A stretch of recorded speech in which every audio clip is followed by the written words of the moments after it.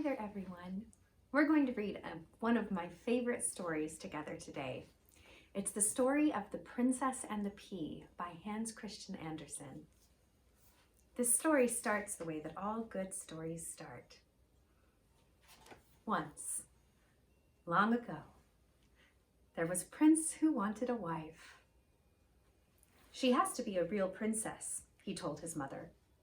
Naturally, the queen agreed, and so the prince set off on his horse to find himself a bride. First, he visited a nearby kingdom whose princess was famous for her beauty. Indeed, she was breathtakingly lovely. However, she had nothing to say for herself, and every time the prince tried to talk to her about something, she yawned and said, "I'm bored." The following day, he went to visit another kingdom. There he met a princess who had plenty to say about everything. So much, in fact, that the prince couldn't get a word in edgewise. He continued his search. Further and further he went. He met princesses who liked riding horses, and princesses who liked playing harps, princesses who were astonishingly clever or had perfect singing voices. But try as he might, he couldn't find the one for him. Eventually he returned home. "I didn't find my real princess," he told his parents sadly. "I don't think I will ever find her." "But you must have met hundreds of princesses," said his father. "Thousands," the prince agreed gloomily. "And no one suited you?" his mother asked. "None of them seemed quite like a real princess," said the prince. "They were all daughters of real kings and queens?" the king asked. The king rubbed his beard. "How much more real can a princess be?" he puzzled. The prince shrugged, and they left it at that. Then, one evening, as a terrible storm raged outside, someone came knocking at the palace gate. The old king himself went to open it. Outside stood a girl about the same age as his son, looking extremely bedraggled. She was drenched from head to toe. Her hair hung in rat's tails around her shoulders, and her dress was splattered with mud. "Good evening," she said. "I heard the prince of this kingdom is searching for a bride. I would like to meet him, please." "I'm sorry," said the king. "He's looking for real princesses only, I'm afraid." "I am a princess," the girl answered.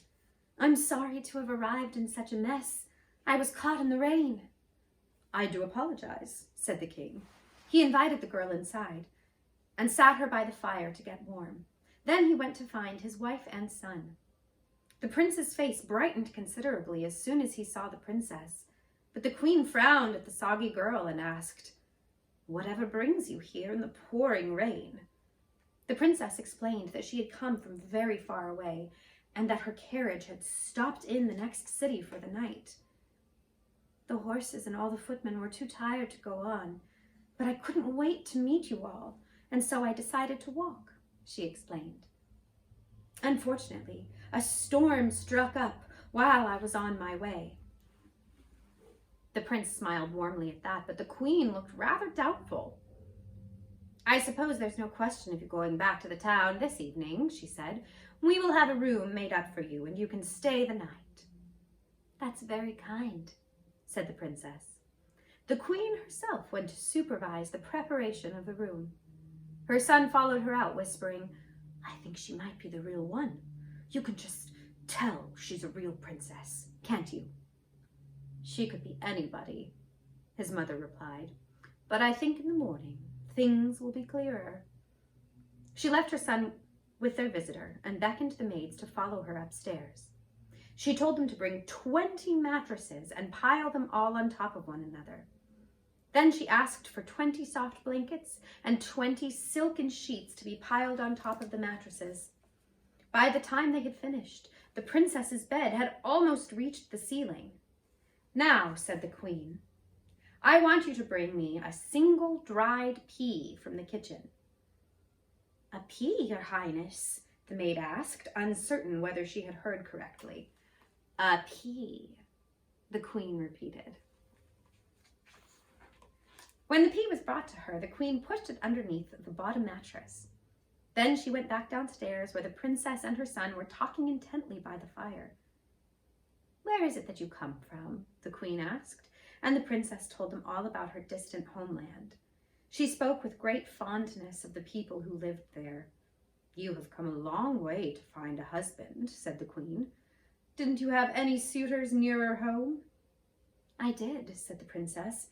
"The young men I met were all very lovely in their own ways, but none of them was the right prince for me." "I know just what you mean," the prince agreed, beaming from ear to ear. The prince and princess chatted away merrily all evening, until finally the queen said, "It's getting late. It's time we all went to bed." So they said good night, and the queen showed the girl to the bedroom she'd prepared. When the princess saw the tall bed that awaited her, she was very surprised. "It looks wonderfully comfortable," she said politely, "but however will I climb into it?" "With a ladder," said the queen. She nodded to a pair of footmen who rushed away and came back with a long ladder. They set it against the bed and stood to either side. "Good night, your majesty." "Thank you again," said the princess, and she climbed up the ladder to bed.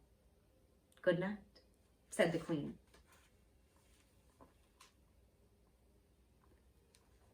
In the morning, the queen went to wake the princess. She drew back the curtains, peered up at the towering mattresses, and called, "Good morning. Did you sleep well?" When the princess's face appeared, looking pale and not at all well rested, the queen looked strangely pleased. "Come down to breakfast, and we'll talk there," she said, and bustled off. The princess was the last to arrive at breakfast. She had washed her face and combed her hair, but she still looked very sleepy. "Would you like to come for a horse ride with me this morning?" the prince asked. "I'd love to," the princess replied, but she couldn't help but stifle a yawn. "You seem very tired," said the queen. "Now tell me, how did you sleep?" The princess looked embarrassed. "I don't want to be rude," she said reluctantly, "because you've been so very generous." "Go on," urged the queen. "I slept terribly," the princess confessed. "Despite all those soft mattresses, I tossed and turned the whole night long. There seemed to be something small and hard right in the middle of my bed." Everyone was surprised when the queen's face lit up. "How splendid!" she said. She rang a bell, and a maid hurried in with a velvet cushion in her arms. On top of the cushion was a single pea. "This was the source of your discomfort," said the queen. "And now I know beyond all doubt that you are a real princess. No other person could be quite so sensitive." "I knew it the moment I saw you," exclaimed the prince. The king shook his head in bewilderment. "I don't understand. Does this mean we have a wedding to plan or not?" he asked, and everyone laughed. The prince and the real princess were married a month later and lived very happily ever after. The pea was placed in a palace museum for all to see. In fact, unless someone else has taken it, that's where you'll find it still. The end. Thank you for listening to my story time today, and please subscribe so you can listen to our next story. Write in the comments if there's a particular Hans Christian Andersen story you would like to hear next. Thanks. Bye.